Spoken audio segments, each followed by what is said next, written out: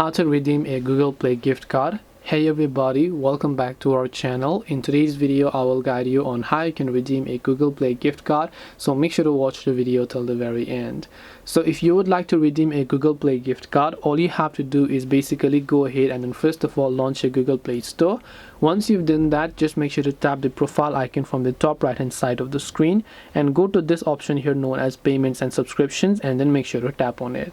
Once you tap on payment and subscriptions, you'll find this type of interface where you simply want to go to this option right here known as redeem code and make sure to tap on it. Now you just got to go and enter your redeem code over here, which is the gift card code that you have. Once you've done that, if you want, you can also choose to scan your gift card code that you can find here and then just tap the redeem option in this case. This way you'll be able to redeem a Google Play gift card.